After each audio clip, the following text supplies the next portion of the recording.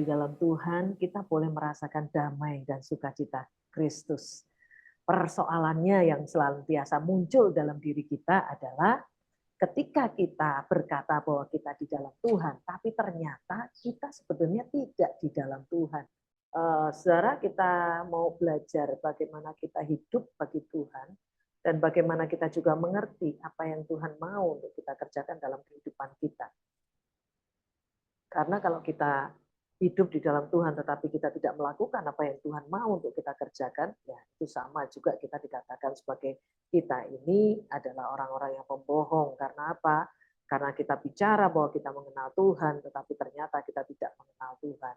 Nah, mari kita juga sama-sama untuk kita belajar di dalam kehidupan kita mengerti sungguh bahwa ketika kita hidup di dalam Tuhan, ya kita sungguh-sungguh menyadari, kita sungguh-sungguh mengerti apa yang harus kita lakukan dalam kehidupan kita.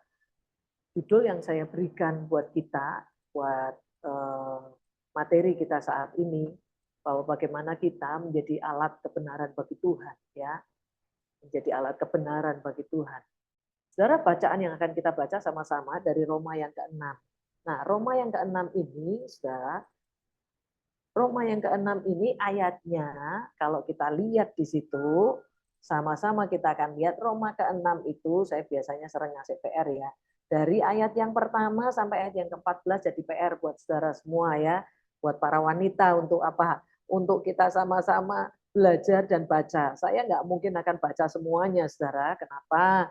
Ya jelas tidak mungkin dalam waktu yang singkat ini saya harus baca semuanya ya. Tetapi dari bagian-bagian itu nanti kita akan sama-sama pelajari, kita akan sama-sama mengerti, kita akan sama-sama kaji bersama. Tetapi sungguh dari hal ini kita akan belajar.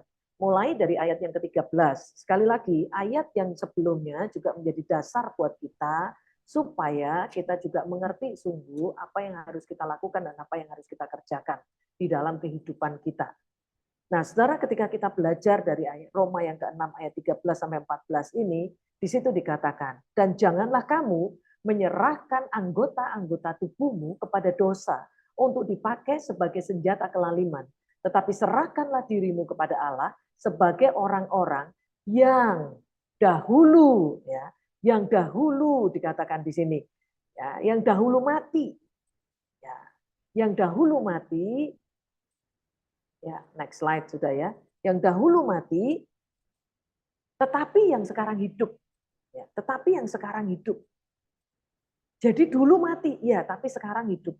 Dan serahkanlah anggota-anggota tubuhmu kepada Allah untuk menjadi senjata kebenaran. Serahkan anggota tubuhmu ini menjadi senjata kebenaran.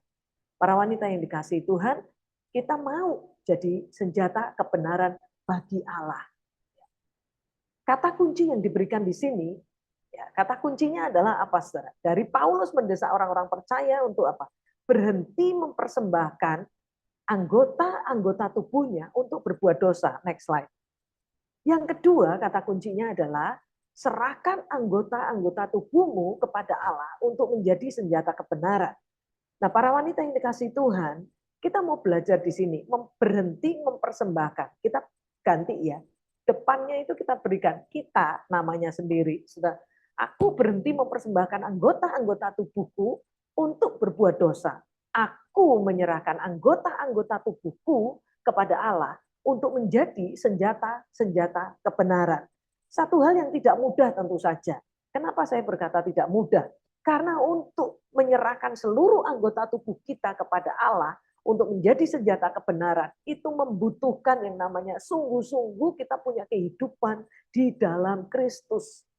Ya, sungguh-sungguh punya kehidupan di dalam Kristus. Saudara, saya percaya saudara sudah melewati masa Paskah, kebangkitan Tuhan Yesus kita peringati, pencurahan Roh Kudus kita peringati, Tuhan Yesus naik ke surga kita peringati.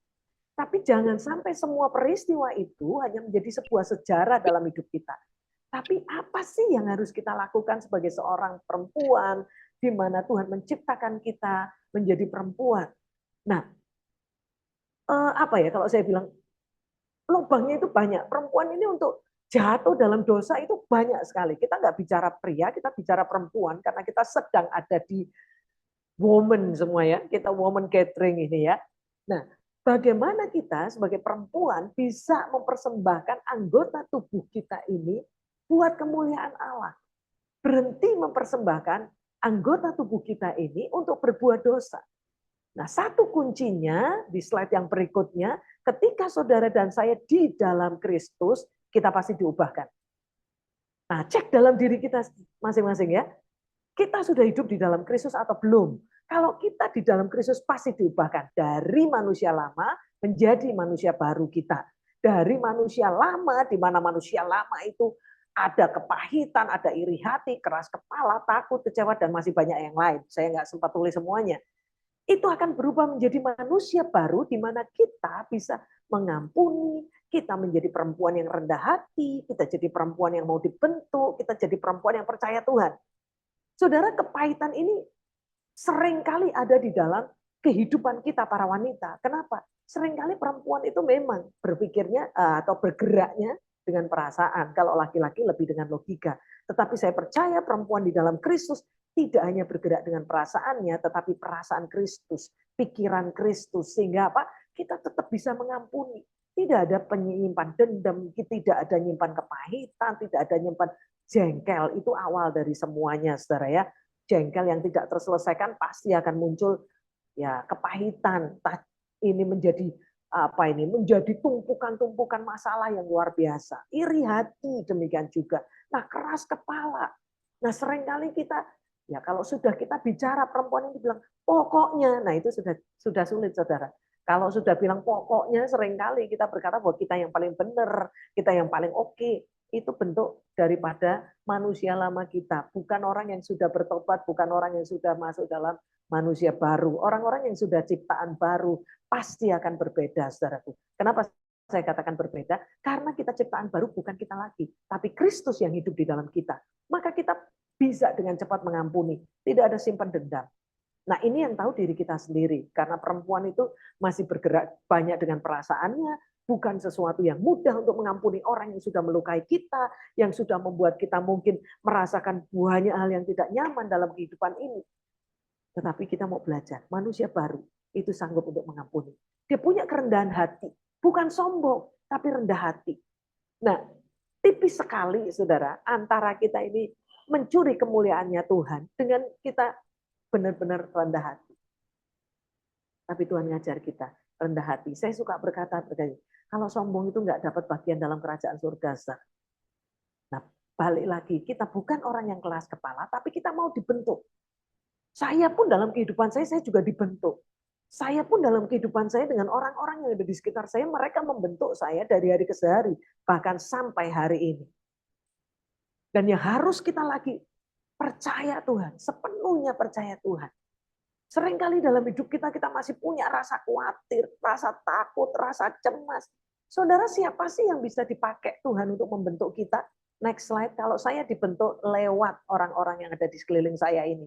Siapa diri saya? Saya seorang istri dari satu suami. Ya, jadi anak saya 3, jangan dibalik ya. Jadi suami saya 1, anak saya 3, saudara ya. Karena memang bolehnya 1 kan ya.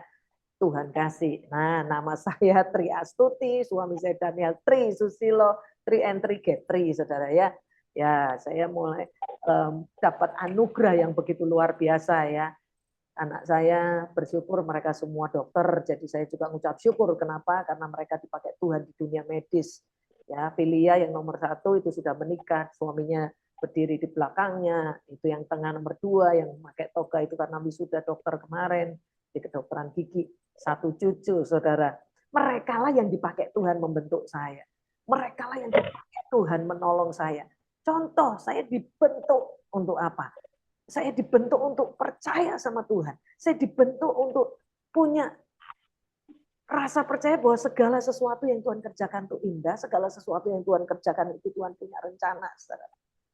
Satu kesaksian dalam kehidupan saya, dan ini real nyata dalam kehidupan saya ketika saya akan melayani ke Tegal, mungkin beberapa kawan yang di Semarang sudah pernah dengar saya kesaksian saya ini, ya dengar, yang belum pernah, puji Tuhan.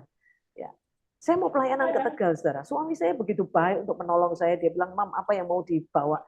Mau tolong dibawa. Saya bilang, saya sudah siapkan di kursi tengah, tinggal dibawa, saudara. Tinggal dibawa. Dan akhirnya, saudara, apa yang saya lakukan? Saya pakai celana pendek, pakai kaos, ya karena di perjalanan mau ke Tegal. Semua sudah dibawa dan saya percaya sama suami saya, gitu ya. Nah, percaya.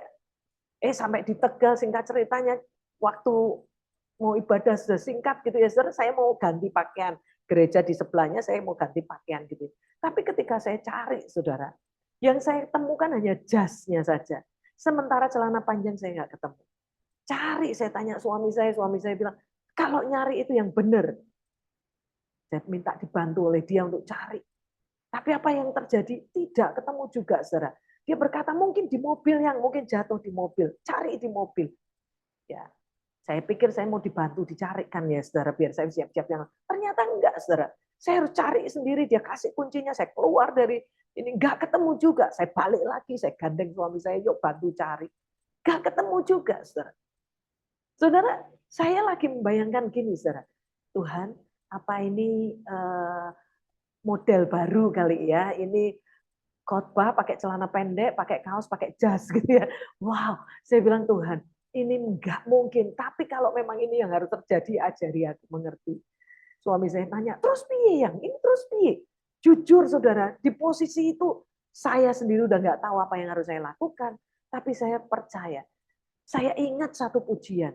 Dalam segala perkara, Tuhan punya rencana. Saya percaya Tuhan punya rencana. Dan rencananya adalah membuat seperti apakah saya di saat kritis seperti itu. Apakah saya tetap percaya Tuhan? Bahwa firman-Nya berkata Tuhan nggak pernah mempermalukan anak-anaknya. Saya lihat suami saya tepuk pipinya, saya berkata, saya nyanyi satu lagu. Karena kalau saya ngomong pasti saya masih bisa marah karena ini daging, saudara ya. Saya meredamnya dengan saya perkatakan kebenaran firman, saya nyanyi. Karena itu menolong saya, saudara. Saya nyanyi, saya bilang ke dia, saya tepuk pipinya. Ku kasihi kau dengan kasih Tuhan. Karena kalau kasih saya sendiri udah habis, saudara. Gimana kita mau khotbah pakainya celana pendek? Jelas nggak mungkin, saudara. Tapi kalau itu harus terjadi, saya bilang, ada dalam rencana dan kehendak-Mu Tuhan.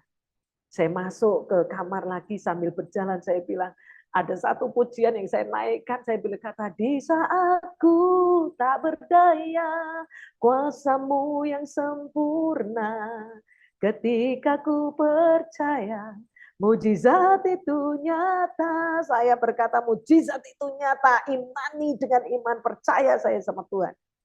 Tiba-tiba ada seorang suara yang panggil saya Putri, gitu. Wih, suara perempuan. Saya langsung berkatakan, inilah jawaban-Mu Tuhan. Saya tengok ke belakang, yang saya lihat adalah bodinya. Sama dengan saya. Saya bilang, kamu bawa celana panjang 2 atau rok 2? Dia bilang, bawa Bu. Oke, saya boleh pinjam. Buat apa Bu? Nanti saya jelaskan selesai. Waktunya sudah pendek. Udah. Tuhan tahu. Kalau saya marah-marah saudara di awal, saya nggak akan pernah melihat berkat Tuhan. Kalau saya mungkin melakukan sesuatu yang menurut daging saya nggak yakin juga apa yang akan terjadi berikutnya. Tapi saya percaya dalam segala perkara Tuhan punya rencana. Tuhan tahu apa yang terbaik buat kita. Karena Galatia 2 ayat 20b berkata buat kita, tetapi bukan lagi aku sendiri yang hidup, di slide berikutnya, melainkan Kristus yang hidup di dalam aku. Bukan aku sendiri yang hidup, melainkan Kristus yang hidup di dalam aku. Jadi bukan kita sendiri. Kalau kita melewati banyak perkara, bersyukurlah. Kan memang kita juga melewati banyak perkara, saudara. Bahkan pujian pun ngajar buat kita kan, banyak perkara yang tak dapat ku mengerti. Kenapa semuanya terjadi? Tapi satu yang kita tahu, bahwa Tuhan kita peduli. Tuhan kita tahu. Apapun saat ini pergumulanmu, para perempuan yang dikasih Tuhan. Tuhan tahu yang terbaik buat kita. Tuhan tahu membentuk kita. Kalau kehidupan lama kita ini, saya gambarkan di slide itu adalah bentuk metamorfosis. Ya dulu kita hidupnya sukanya marah-marah, dulu hidup kita sukanya nggak percaya sama Tuhan, dulu hidup kita mungkin ragu-ragu, dulu hidup kita mesti takut. Nah, kayak ulet nih loh. Dia berubah, dia belajar kebenaran firman Tuhan, kita hidup belajar kebenaran firman Tuhan. Saya ibaratkan sama seperti kepompong, dia kepompong, dia diam, dia renungkan. Itu kalau saya adalah porsinya kita renungkan kebenaran firman Tuhan dan kita lakukan pada saatnya. Kita mampu, saudara. Kita mampu. untuk ngampuni, kita mampu untuk percaya sama Tuhan, kita mampu untuk meletakkan segala rasa percaya kita sama Tuhan, bahkan nggak ada keraguan lagi. Karena apa, saudara? Karena rasa takut itu seringkali akan membawa kita untuk tidak memiliki pengharapan. Ya. Rasa takut itu, next slide sudah, membawa kita untuk tidak memiliki pengharapan. Ketika kita dalam kehidupan, wanita itu kan banyak sekali persoalannya. Dan ketika ngadepi persoalan, biasanya dalam hidup kita mulai ada rasa cemas, takut, nggak percaya. Apalagi firman Tuhan berkata, apalagi kalau kita ngobrol ke hamba Tuhan, lalu hamba Tuhan ini bilang dengan kita begini, udah percaya aja sama Tuhan. Kadang hati kecil kita ini seringkali berontak dan berkata, enak aja lo bilang kita percaya, kamu nggak tahu masalah yang aku hadapi, kamu nggak ngerti apa yang aku alami. Nah, saudara, rasa takut itu membawa kita, next slide, sis, membawa kita nggak punya pengharapan, saudara. Nah, kalau sudah tahu bahwa rasa takut ini nggak membawa kita punya pengharapan, ya udah berhenti. Jangan punya rasa takut lagi. Kita masih bisa punya rasa takut, ya, sepintas. Tapi cepatlah counter dengan kebenaran firman yang kita dengar, perkatakan itu. Kalau saya ada di posisi-posisi yang saya nggak tahu harus bagaimana, saya pasti perkatakan firman Tuhan lewat pujian yang saya tahu. Itu bisa meneduhkan, jadi saya punya pengharapan. Nah yuk teman-teman, kita ada di posisi yang sama, kita sama-sama perempuan, yang notabene cara pikir kita juga nggak jauh beda. Tapi apa sih yang harus kita lakukan? Serahkan semua anggota tubuh kita ini bukan kepada dosa. Karena kalau kita sudah mulai tidak mempercayai Tuhan, kita hidup dalam dosa, saudara. Kita nggak percaya Tuhan, kita nggak percaya kuasanya, kita hidup dalam dosa. Jangan seperti itu, serahkan sebagai senjatanya Allah. Baik pikiran kita, perkataan kita, ini akan menolong kita luar biasa. Nah saudara, Alkitab mencatat ada 365 kali kata jangan takut, saudara. Jadi Tuhan itu sudah dekat dengan kita, bahkan Tuhan itu ada di dalam kita, saudara. Kata jangan takut itu Tuhan sudah siapin setahun, saudara. Jadi satu hari satu, ya kan? Itu menjadi kekuatan kita. Itu menjadikan kita bisa kuat. Supaya apa, saudara? Supaya kita juga punya pengharapan. Jangan lagi kita masuk di manusia lama kita yang masih punya rasa dikuasai kecemasan, dikuasai ketakutan. Saya perkatakan, kita masih dalam tubuh manusia, ya. Rasa takut masih bisa kita rasakan, bisa. Rasa kecewa bisa. Tetapi cepat dikonter, tidak hidup dalam ketakutan kita, tidak hidup di dalam kecemasan kita, tapi hidup di dalam Kristus dengan pengharapan di dalam Dia. Karena percaya, apapun yang terjadi dalam hidup saudara dan saya, itu Tuhan tahu. Bahkan sehelai rambut pun tidak akan terjatuh tanpa seizin Tuhan, saudara. Kita perlu ingat, maka perkatakan kebenaran firman. Supaya apa, saudara? Ketika kita mengatakannya berulang-ulang, telinga kita mendengar, iman kita tumbuh, saudara. Iman kita semakin kuat, saudara. Kalau kita nggak pernah memperkatakan, yang ada dalam pikiran kita hanya cemas lah, kok piye, nanti gimana. Itu juga yang keluar dari mulut kita, maka iman kita nggak bertumbuh, saudara. Yang ada kita semakin terperosok, yang ada semakin kita takut untuk ngadepi ke depan, yang ada kita semakin nggak menyadari, nggak ngerti apa Tuhan yang mau lakukan. Saat kita menghadapi pergumulan demi pergumulan dalam hidup kita sebagai perempuan, pasti ada banyak. Perempuan dari dirinya sendiri saja, mulai dengan kita melihat di cermin gitu ya, kita lihat di cermin ada mulai guratan, ada mulai kerutan, itu aja udah mikir, aduh sekarang ada kerutan, aduh sekarang ada gini, gimana caranya untuk kita bisa tampil mulai.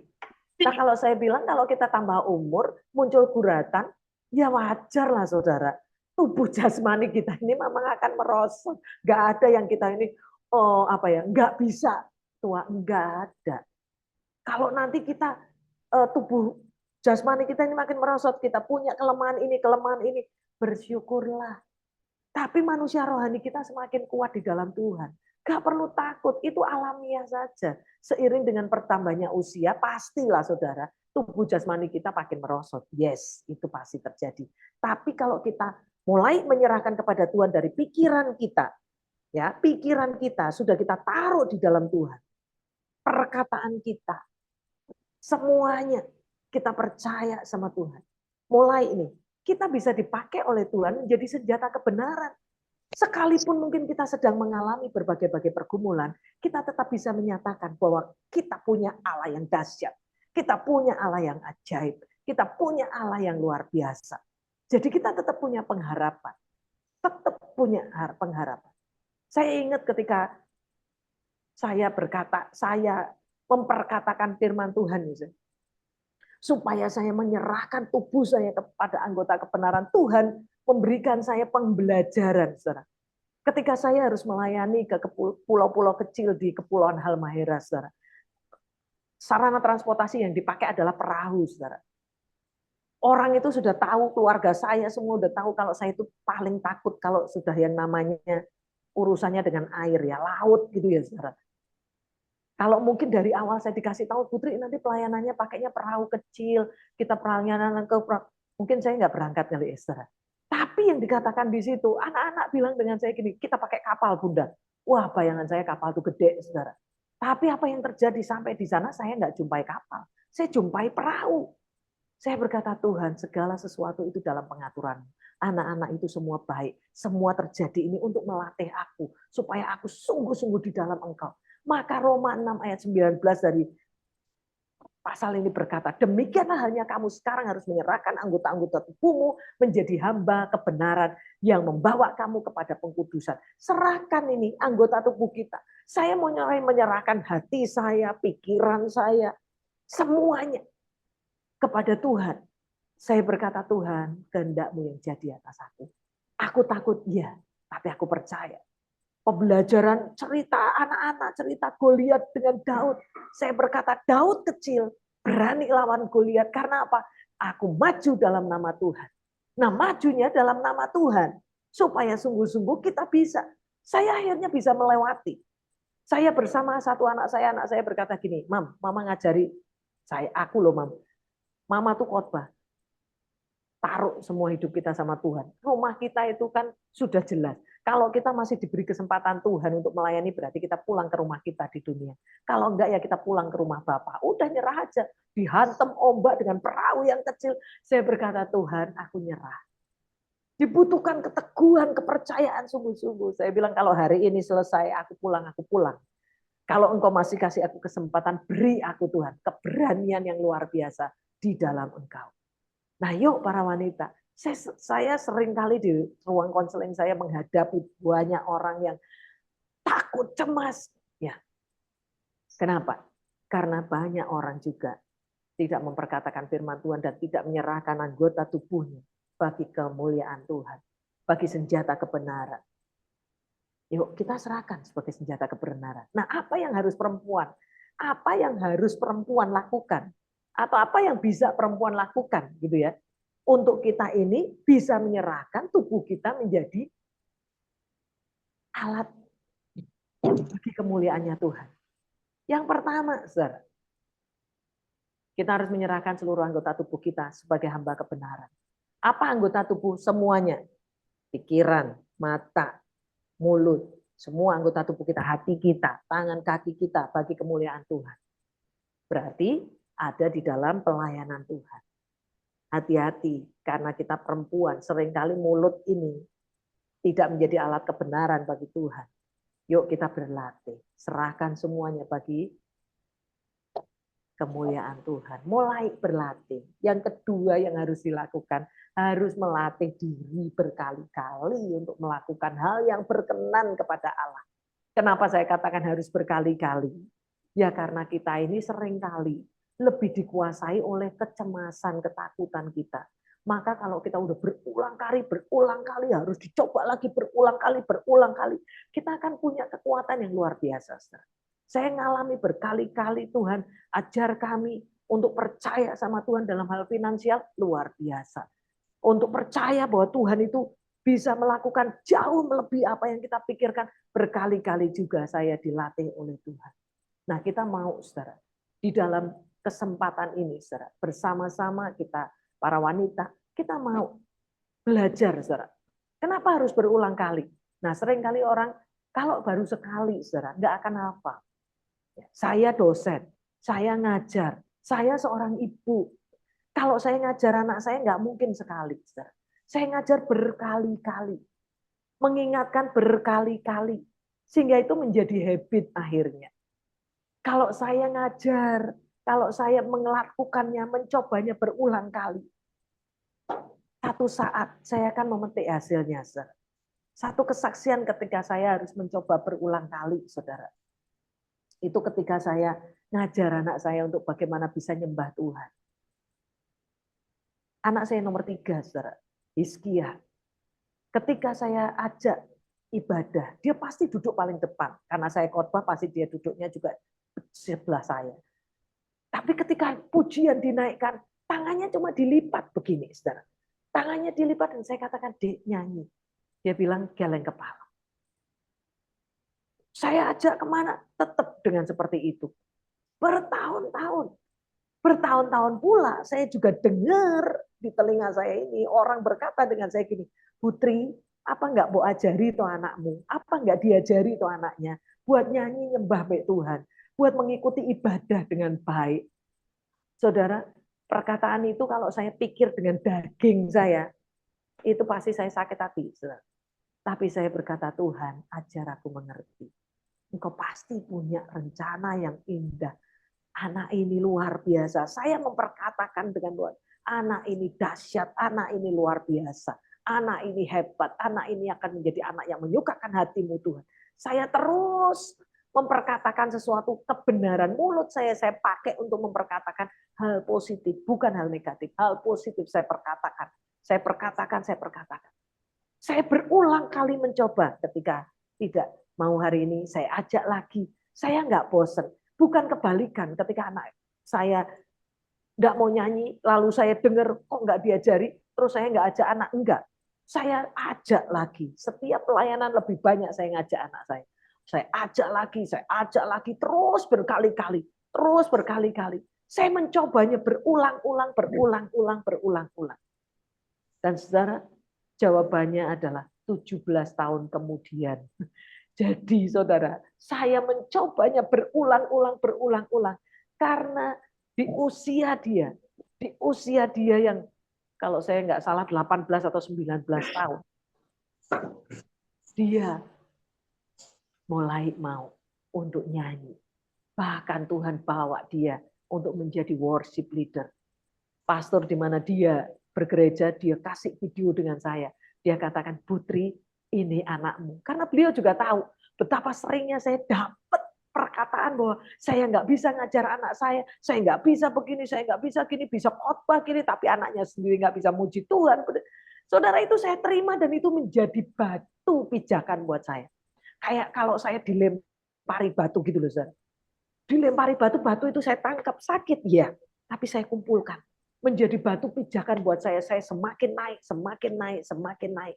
Dan yang saya temui adalah luar biasanya Tuhan pakai anak itu untuk memuji Tuhan, untuk menjadi worship leader di salah satu gereja.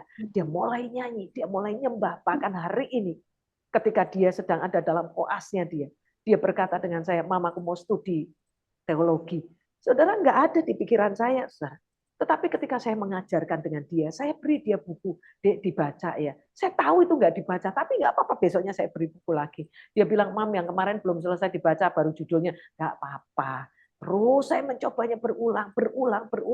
Lama-lama satu kali, dia berkata dengan saya, Mam, aku kepengen belajar ini. Oh, saya carikan bukunya, saudara. Saya berikan dengan dia. Berulang.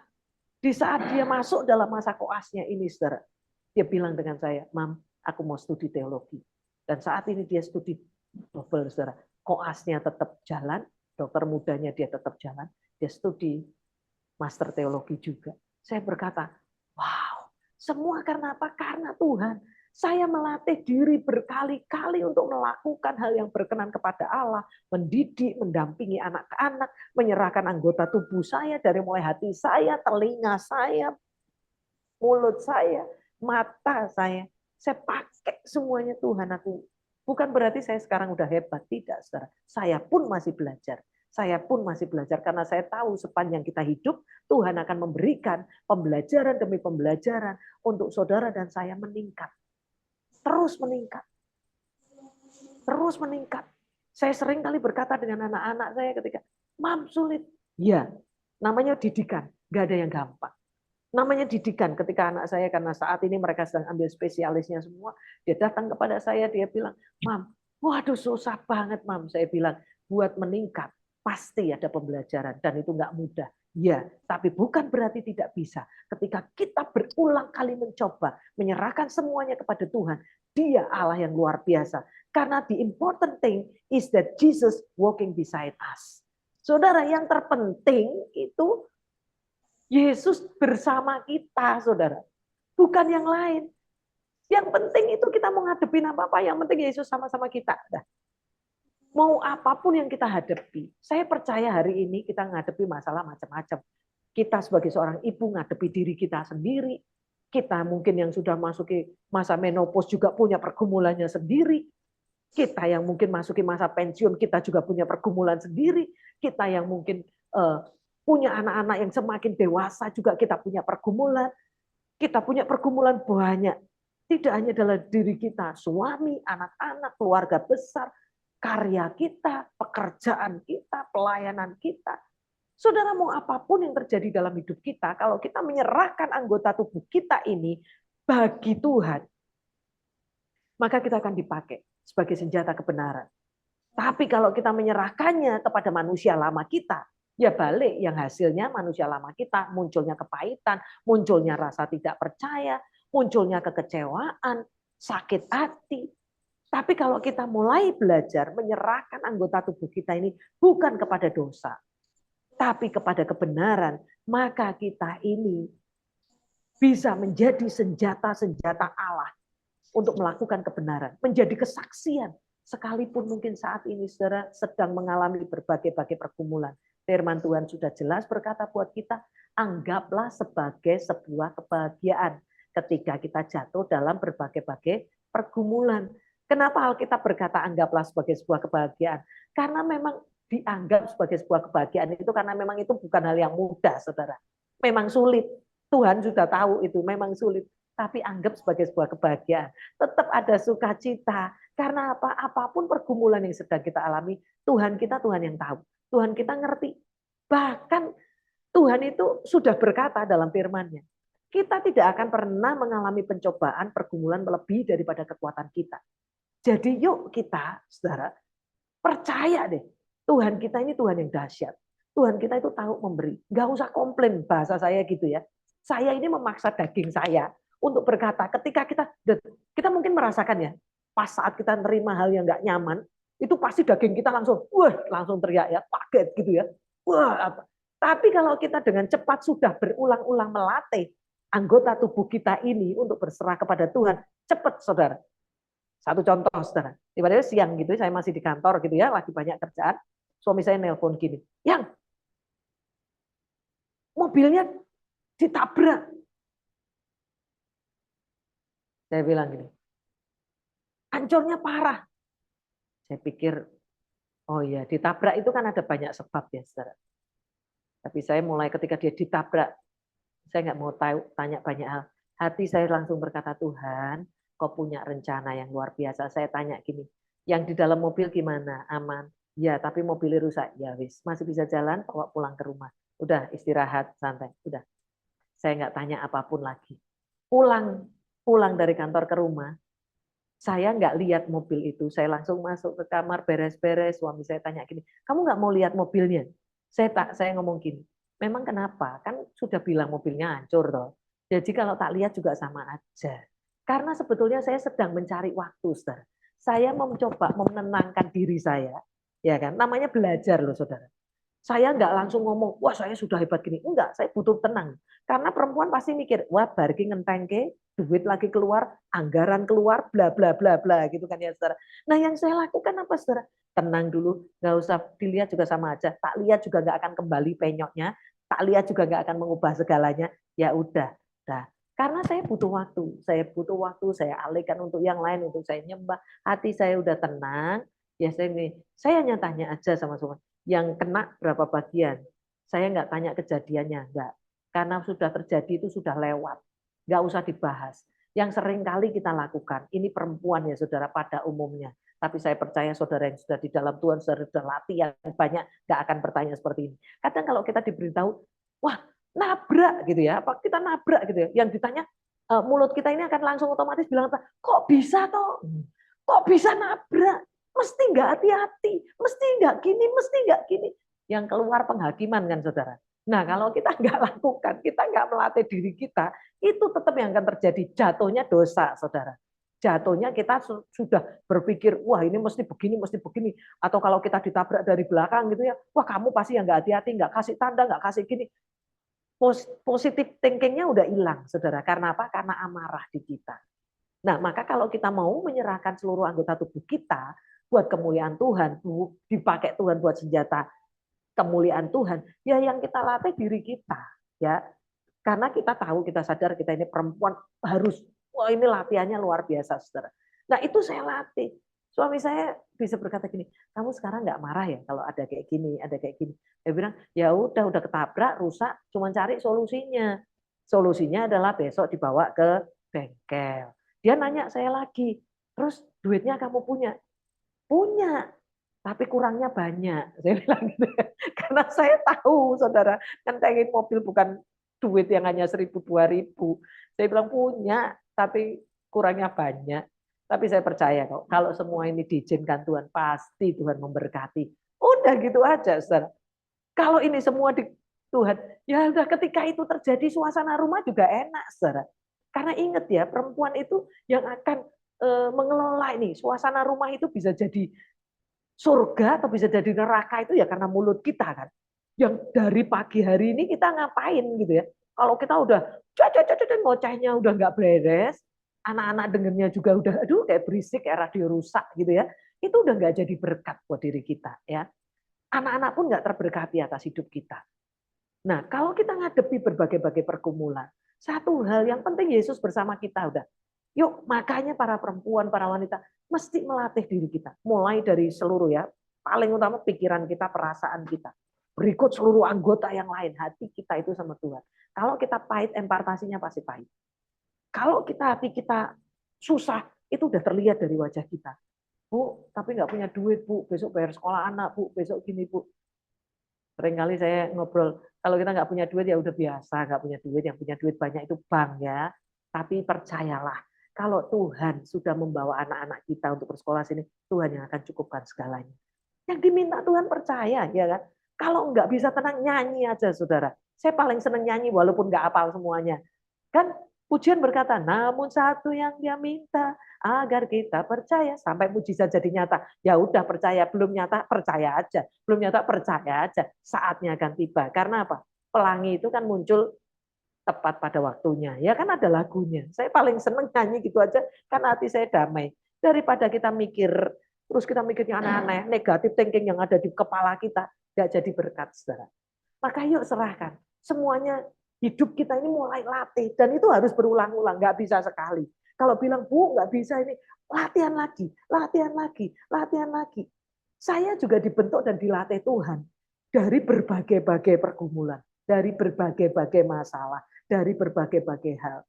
Maka yang kita harus ngerti, saudara, seperti yang dikatakan kalau kita lihat ya, saudara, kalau kita baca gitu ya di Efesus, saudara, itu nggak ada di slide saya, Bu, jadi baca sendiri. Efesus 4 dari mulai ayat yang ke-24 gitu ya, sampai ayat yang ke-29 itu ciri manusia baru. Kita ini kalau mengenakan manusia baru, ayat 25 dari Efesus yang keempat berkata, buang dusta, berkata benar. Contoh yang paling gampang, kita kan paling sering ditanya anak kita toh, Mah, punya uang nggak, Mah? Kalau kita lagi jengkel, jawaban yang paling cepat kita katakan apa? Nggak punya duit. Dosa nggak kita? Bohong nggak kita? Padahal di dompet punya loh, walaupun hanya 1.500 rupiah, punya loh. Kalau saya lebih sering mengembangkan dengan perkataan, punya. Nah kamu mau butuh apa? Beli sepatu, Mam. Ya punya, cuma kurangnya banyak. Kan gitu aja. Udah, jadi kita nggak ngomong bohong, belajar. Ya itu dari hal kecil kita belajar ya. Kita jadi berkata benar seseorang kepada yang lain. Karena kita ini sama-sama anggota. Ya, anggota tubuh Kristus. Ayo serahkan semuanya sama Tuhan ya. Di ayat yang ke-26 dari Efesus 4 itu, kalau kamu marah, jangan berbuat dosa. Sampai matahari tenggelam belum. Artinya nggak boleh simpen amarah loh. Beresin aja. Dan lebih baik kita yang beresin. Bu, kalau yang sana nggak mau ngampuni, nggak apa-apa. Yang penting kamu udah minta maaf dulu. Bu, tapi aku yang nggak salah. Nggak usah urusan, yang penting minta maaf. Semuanya jalan damai sejahtera. Jangan disimpan. Suami istri tidur punggung-punggungan sama anak, nggak ngajak bicara, sama saudara nggak ngajak bicara. Itu bukan menjalankan kebenaran ya. Karena itu nggak boleh. Jangan beri kesempatan sama iblis. Tadi di Roma itu juga sudah katakan. Jangan serahkan anggota tubuh kita ini kepada dosa. Karena kalau kita serahkan pada anggota kita pada dosa, ya munculnya negatif thinking keluar, mulut kita ngomong yang nggak dalam kebenaran, ada banyak hal yang kita lakukan, kita mulai khawatir, kita mulai cemas, kita mulai takut. Tapi kalau kita menyerahkannya pada Tuhan, kita bisa dipakai senjata kebenaran untuk jadi kesaksian, jadi kesaksian, jadi kesaksian. Ya kan? Ayat 29 dari Efesus 4 berkata, jangan ada perkataan kotor keluar dari mulutmu, tapi pakai perkataan yang baik, yang membangun, di mana perlu supaya mereka yang mendengar beroleh kasih karunia. Yuk para wanita, kita perempuan paling seneng kita ngomong, tapi kita ngomongnya apa? Mesti ngomong dalam kebenaran, mesti bicara yang benar di hadapan Tuhan. Yuk kita latih. Apapun masalah kita, yang penting adalah Yesus tetap berjalan bersama kita. Karena ketika Yesus berjalan bersama kita, kita bisa melewati apapun yang terjadi dalam hidup kita. Kita akan sanggup melewatinya bersama-sama dengan Tuhan. Jadi the important thing is Jesus walking beside us. Supaya apa? Supaya kita bisa dipakai Tuhan sebagai senjata kebenaran. Ayo para wanita, bukan perkara yang gampang, tapi bukan perkara yang sulit. Pasti bisa. Saudara ngalami apapun, percaya Yesus kita, Yesus yang dahsyat, Yesus yang sama yang kita sembah, Yesus yang sanggup mencukupkan kebutuhan kita, Yesus yang memulihkan kita, Yesus yang menyembuhkan kita, Yesus yang memberi jawaban atas segala pergumulan kita. Para wanita yang dikasihi Tuhan, tetap melekat sama Tuhan. Serahkan tubuh kita menjadi anggota kebenaran, supaya hidup kita jadi kesaksian, supaya hidup kita mempermuliakan Tuhan. Yuk kita bareng-bareng untuk nyembah Tuhan. Haleluya. Kita tunduk dalam hadirat Tuhan dalam doa. Yuk. Bapak, kami mengucap syukur, kami sudah dengar kebenaran firman-Mu, ajari kami melakukannya di dalam hidup kami. Terima kasih Bapak. Segala ucapan syukur kami naikkan bagi-Mu di dalam nama Yesus. Haleluya. Amin.